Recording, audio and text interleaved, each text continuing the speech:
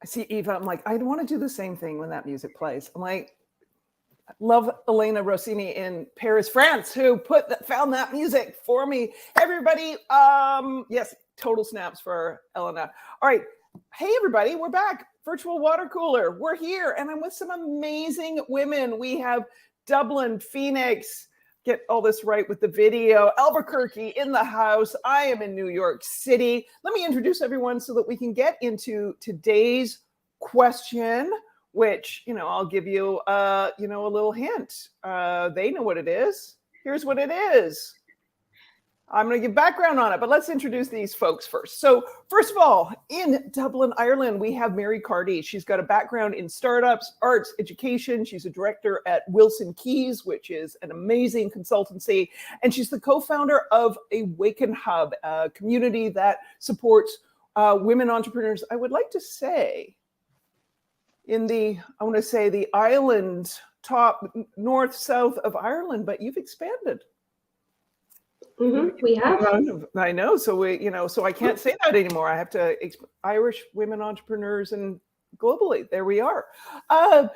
Eva, Janetta in Phoenix, Arizona. Listen, I got like snowflakes up my window. So, could you send a little? Sorry, not sorry.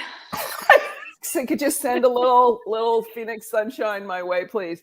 Eva is a phenomenal thought leadership advisor and strategist. She's the founder of the Medusa Media Group. And I expect her, no pressure, Eva, to have some kick-ass comments on all of this because she's a thought leader herself, not just helping thought leaders. And one of my well, they're all besties, but one of my besties hunted me down at a Starbucks years ago, and I haven't been able to shake her since.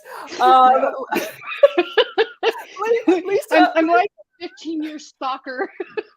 like that damn rash that you can't get a cream to get rid of. That's right. There is no cure. No cure.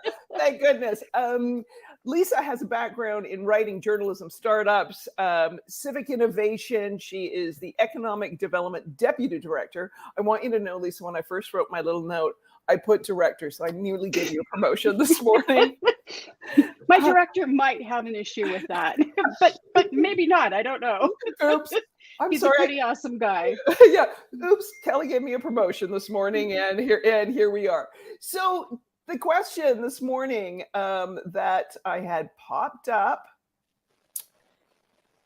written in from someone who big fan of, I don't know, either the stuff I spout off or the stuff I spouted off in Build Your Dream Network, and it's from someone who was part of her company's internal resource group. Supporting women in the company. They have monthly networking events. And the question comes around because she noticed that younger women were not showing up consistently to these networking events. And so wondering how and where do you help women, and I think particularly thinking younger women, make themselves a priority. I say share some of that background because we don't know. I'm assuming this woman who wrote in is senior at her company. And I don't know who's involved in the planning of these monthly events. I can get my own experience on that and things that an organization I've been involved with has had to do to overcome this, but kind of initial gut reactions. Whoever wants to dive in first. Mary, I mean, you know what? You've been up longest today and I haven't had the most caffeine, and the other two are couple hours of caffeine behind me, so you dive in first. All right. This is really interesting and really important. And the first thing I would say is absolutely make sure that the young women are represented. And it's not a top-down approach. Oh, we should have this, and our younger colleagues should be involved. And then it's like, you should come to the meeting. Actually, I don't have to come to the meeting. I can just stay home. And I think that's where a lot of these things fail because they're not organized from the beginning with these young people's needs in mind. And it's everything from the welcome, how you invite people, your tone of voice, your language, how you make the offer in the first place, and whether you're absolutely sure of what the benefit is, or is it just, are you just adding another 2 hours or 3 hours work to this person's life that they already have to juggle in the first place, that they could be doing many other things? That would be the first thing I'd say. You know, do you really want them, or should they be there? I think you grab like the thought balloon out of a lot of our heads. Eva, you're nodding away there. Yeah, I like that, Mary. And what stood out to me most about this question is the assumption that by not attending these networking events, that women are not making themselves a priority. And I would say, you know, both in my corporate career and now as an entrepreneur, I've attended many networking events that wasted my time, depleted my energy, and it felt like I was prioritizing myself by not attending. And so I would actually invite this person or this company or anyone who's facing this to ask perhaps a different question, which is, and this follows what Mary was getting at, what can you do to make these networking sessions really worthwhile, really valuable, and suited to different personality types, different lifestyles, different kinds of energy? I think a lot of networking events expect us to kind of sit our butts in a seat and pay attention, or to be really outgoing and extroverted with our energy. And not everyone is well suited to those kinds of environments. Or frankly, the hour of the day. I remember when I had my startup accelerator, which is when Lisa and I met each other. I used to do events at 8:30 in the morning. I remember every woman in the startup scene in New York was like, thank you. If we had another Thursday night event, we were, you know, like, right. Like scream. Not happy hour for everyone. Not everyone's happy at that time. I'd be happy to be having the happy thing with somebody else. Lisa, your thoughts from organizing women entrepreneurs and what you're seeing in your work and all the things with civic innovation that you've been involved in. I actually think that if you're not asking yourself the question, why do they want to be there? Or it's not whether they need to be there or not. And do they feel like they belong? And if you have been inaccessible and in this tower of importance and authority, and then you want them to come and mix with you as a peer, it's never going to happen. If they don't feel like you're accessible outside of that session, then they're not going to want to be there, because it's hard enough talking ourselves into doing things that are outside of our comfort zone. But to do it where we know that we're going to walk in somewhere being the underling, it's the worst feeling in the world. And so it's like our own psyche sits there and says, protect yourself. You have to put up with this during the day, you know, because they're paying you to be there. Why in the world do you want to be there at night and get more feedback that you are on a different tier? And so I think that how accessible we are outside of it, no matter what our position is, will really determine whether someone actually wants to show up and why they feel like there might be value there. But I love what you're hitting on, because it does this element of the question, which, like, someone taking attendance. Yes. You know, and if you're already feeling like, oh, I have to be at my desk at this time, or I have to have logged in at this time, and everyone's watching my moves, like, yeah, maybe your point about this sort of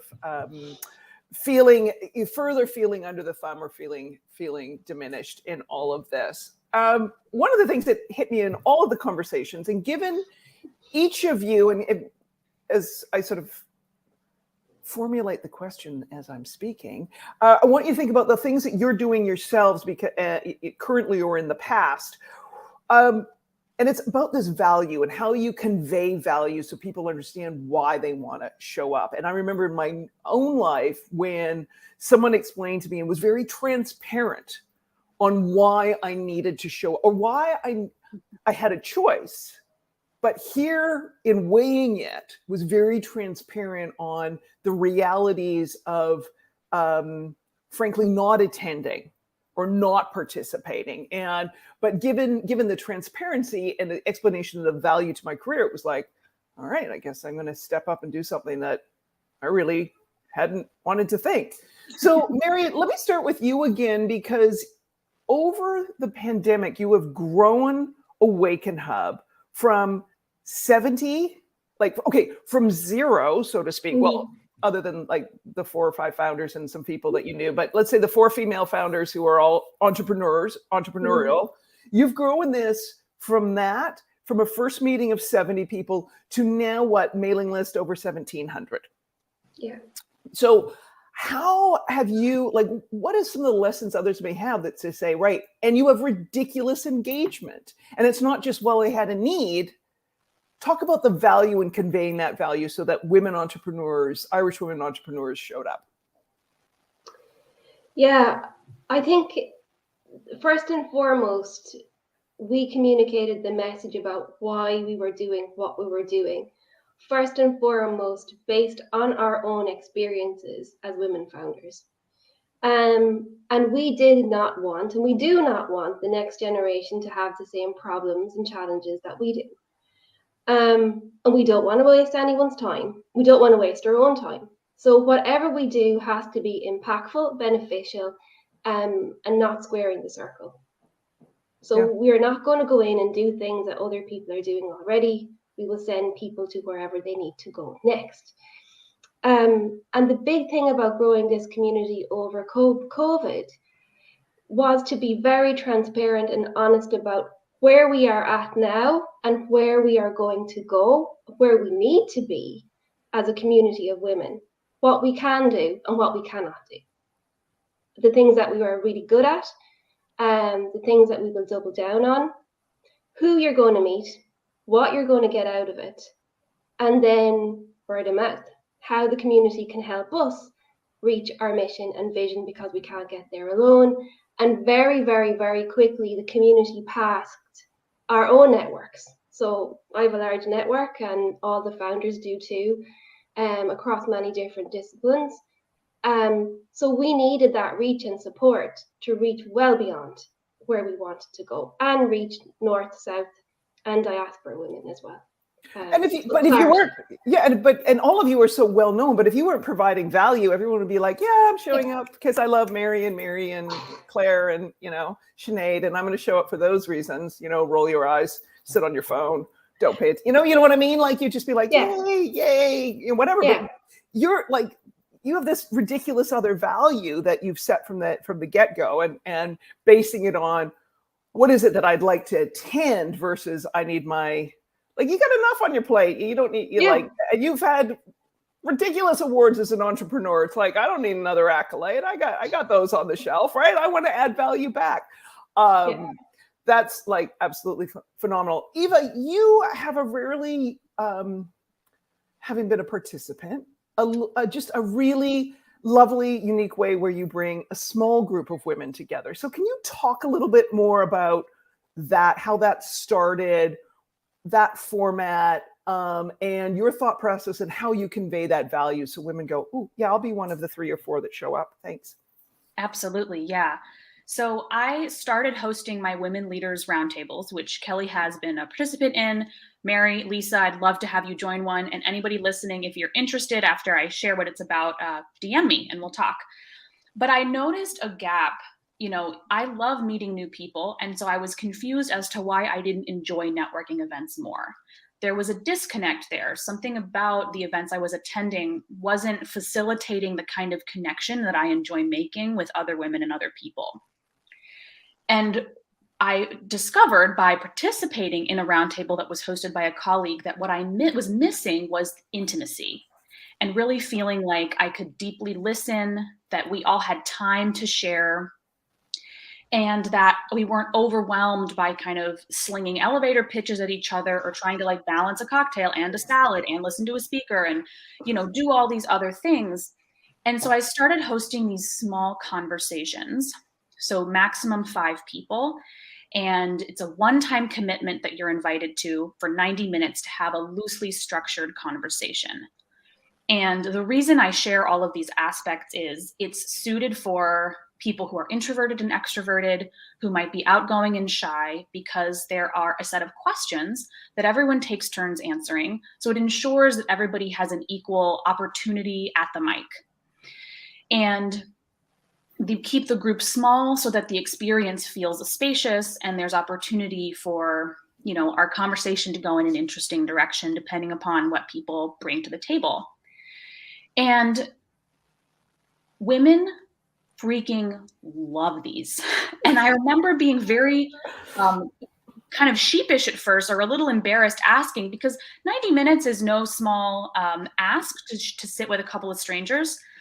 But almost universally, the women who participate find these experiences super nourishing, enriching, engaging, and the connections they make with each other have turned into podcast opportunities, speaking opportunities, friendships, new clients, referrals. And it took me a little while to figure out what exactly was working so well, but I came across some research by a woman, I think her name is Shelley, her last name is Shelley, but she did some research about how women respond to stress. And she identified, in addition to the freeze, flight, or fight behavior we've probably all heard of, this researcher and her team identified a behavior she called tend and befriend, which has to do with engaging in social networks. And what's been so interesting to discover is that doesn't only have to mean your best friends from kindergarten, but you can have this kind of stress-reducing intimacy and connection in a social setting with women you've just met. And these roundtables help to facilitate that. That's like amazing. There's so much in there, having participated and all the rest of it. And one of the thoughts that came to mind in this busy, crazy world that we're in, and thinking about, all these social media things, your events are almost like, and, Zoom events and all that. There's a time and place for all of these things, but your events feel like someone has sort of gathered 3 or 4 people together around them in this larger sort of chaos of communication and sort of said, oh, all right, well, I'll introduce us all and let's all get the conversation started here and all see that.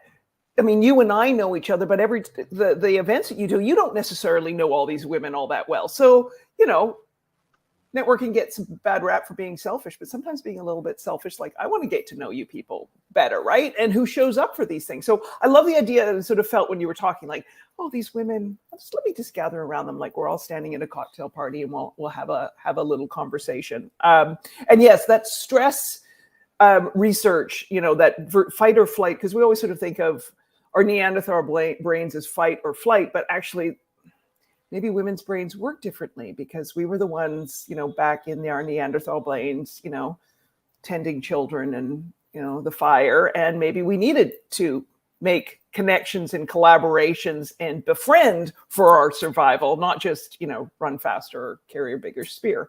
Yeah, we're social creatures. And so to me, the fact that so many people feel this heaviness and dread and resentment towards networking, it's not because we're antisocial, quite the opposite. So to me, it means there's something missing, there's something absent, or some need not being met for a lot of people with a lot of networking. There's a reason Attila the Hun in the expansion and his wisdom, we'll just put it that way, of his expansion, he put his sons and sons-in-law in charge of the army. And in the conquered lands, he put his daughters in charge. Mm-hmm. There's some wisdom there. Anyway, Lisa, you had filled a really massive gap for women entrepreneurs in Albuquerque, and had really, I'm going to say, sort of probably some lessons and things there, but a massive gap because of all sorts of socioeconomic and location and all sorts of other reasons. But talk about the success that you saw with convening and bringing those women entrepreneurs together. It's kind of interesting because that all evolved because it was missing for me. And so you talk about being selfish. It's rather insane to create an entire organization with a friend because the two of you have decided that you want a larger network and that that women are out there. But they're just not connecting because every event that you go to is male oriented, whether it's for a tech conference or whether it's some other kind of event, they're usually organized by men, and they didn't really serve our needs. And we knew that we were not getting access to the advice or mentors or support that we needed for each of our own endeavors. So when we created Hopepreneurs, it was really to bring, I actually love the name because most men could never say it right. And they thought it was the stupidest name ever.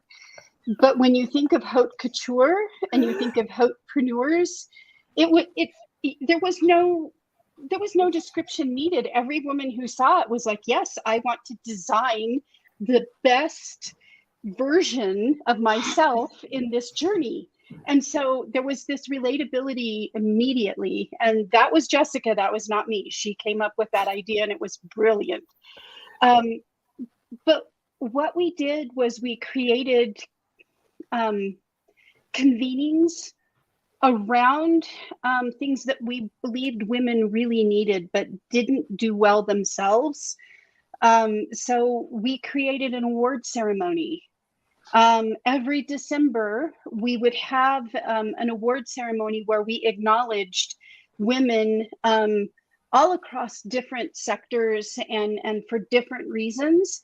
And it was this huge to do, you know. I was at one. It was a to do. Yes, I mean it was like a gala. You know, you went and the award ceremony was actually in the morning for the same reason that Kelly did hers in the morning.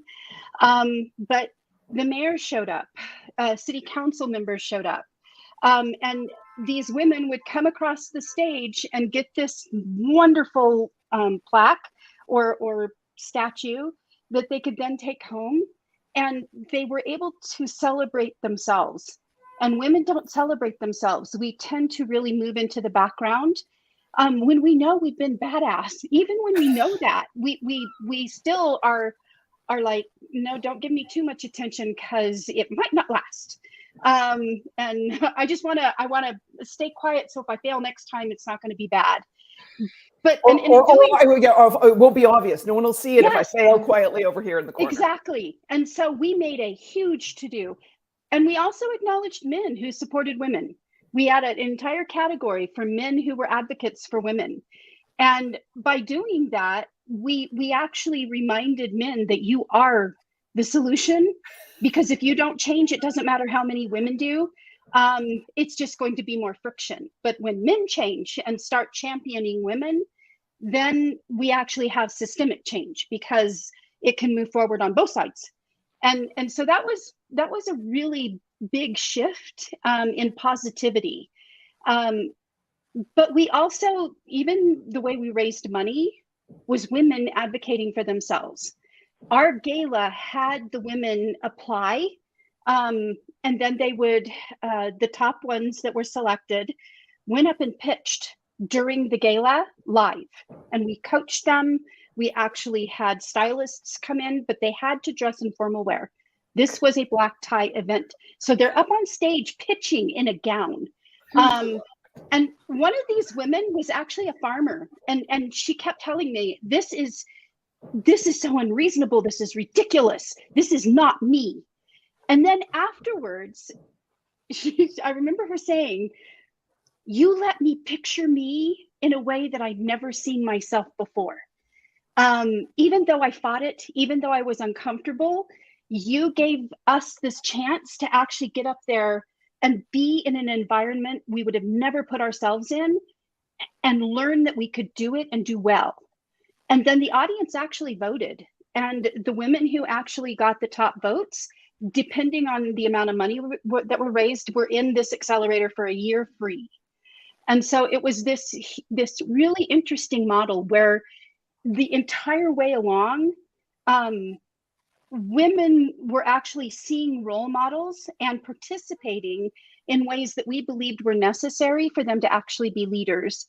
And not only did it work, but it was life-changing for me because the whole time I was role modeling, I needed this myself. So because you can't be what you can't see, but sometimes you have to be the role model that everybody else needs because you said you were going to do it. Well, To this day, I hate galas. I don't like formal wear.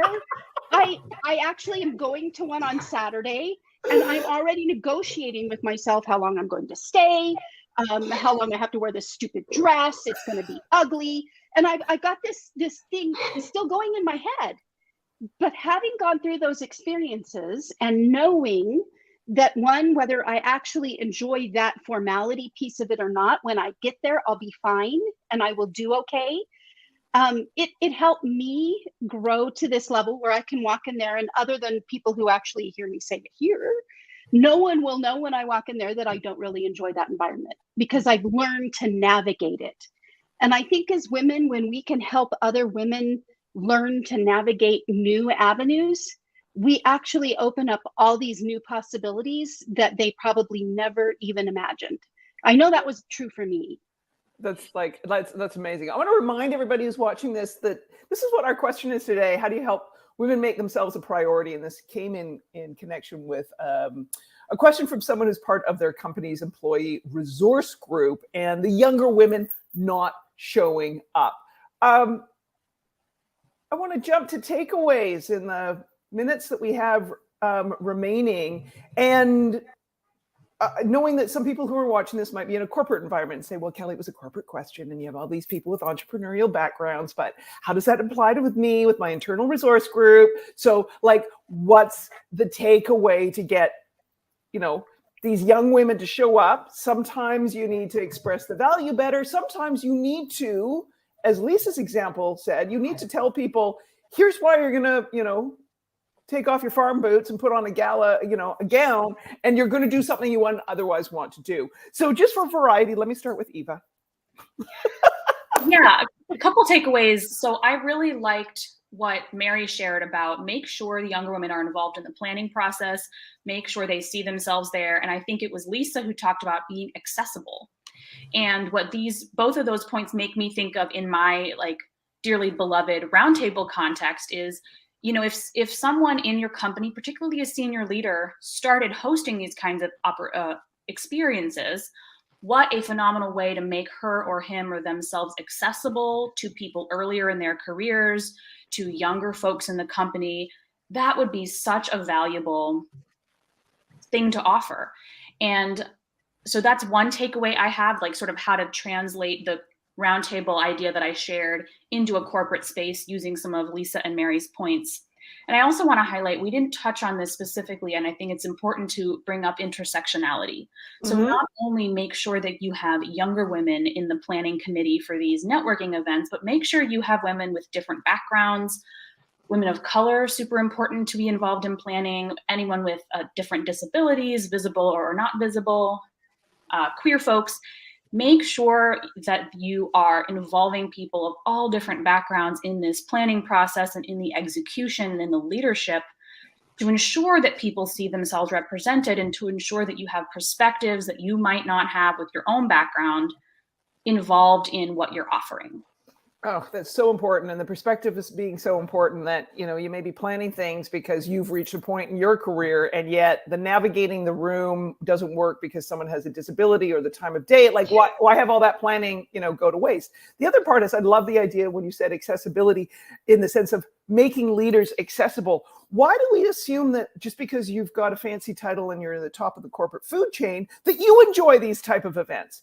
Maybe that senior leader is agreeing to come to your internal resource group networking event and having it classroom style and being interviewed because they're anxious and nervous. And I know from my own work, just because someone's got a big title doesn't mean they're comfortable networking.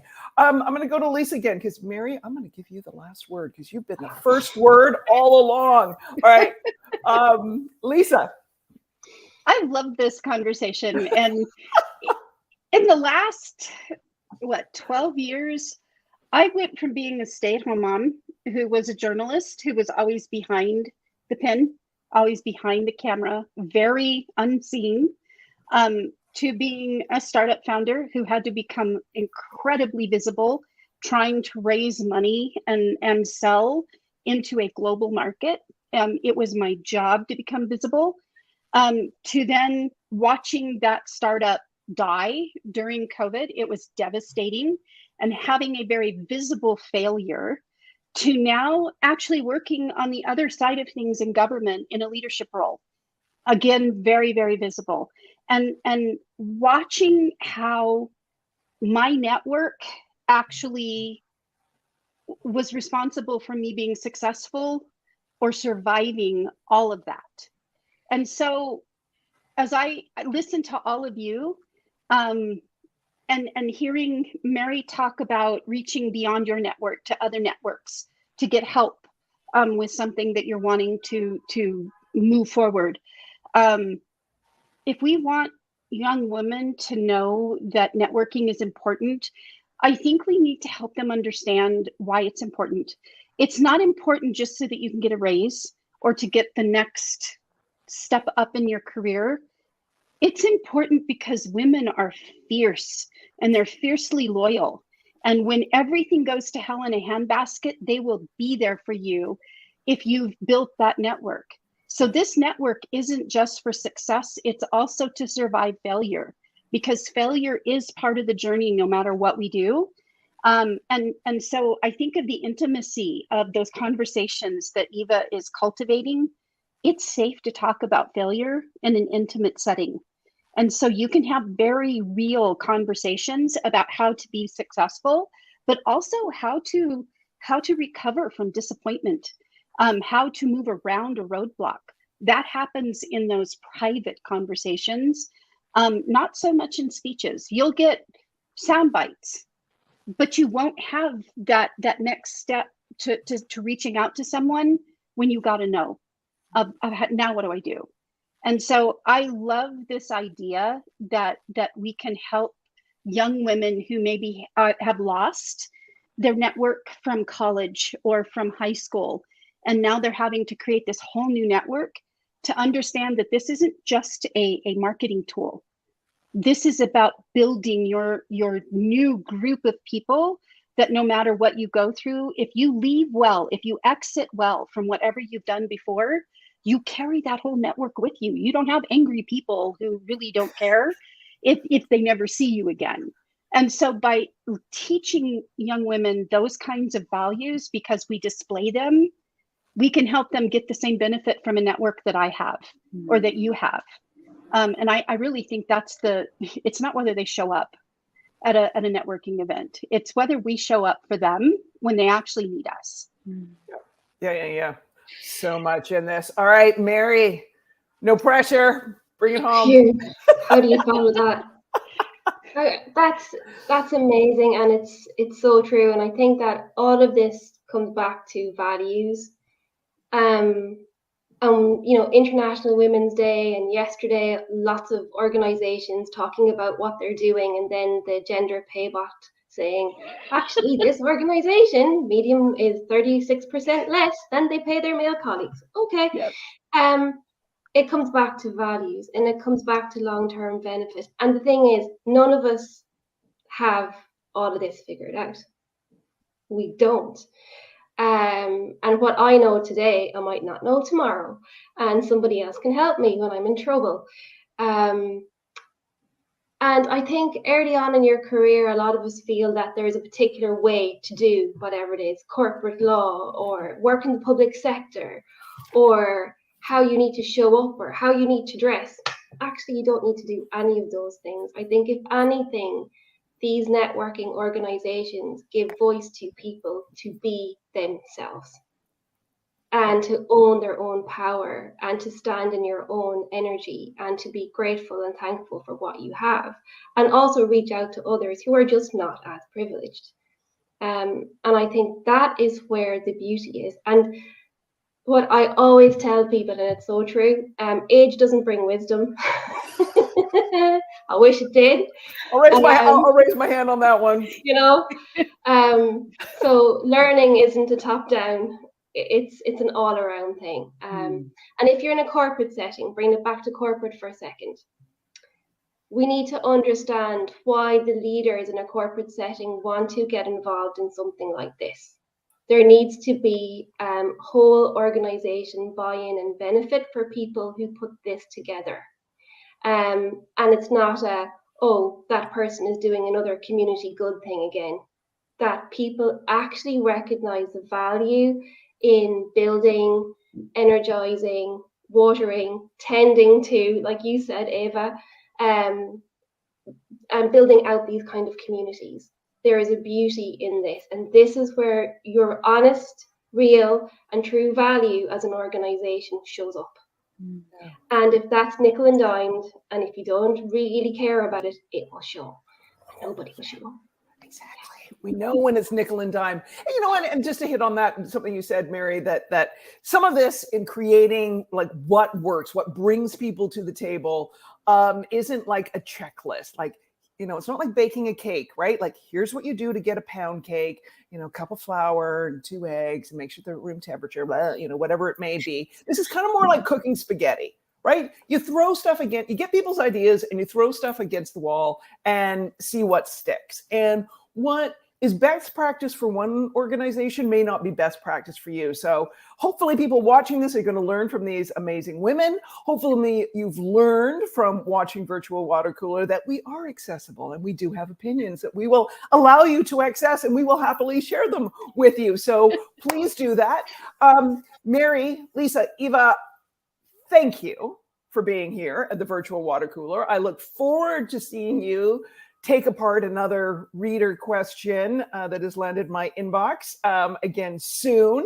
And on that, thank you, ladies. Thank Bye. you. Bye.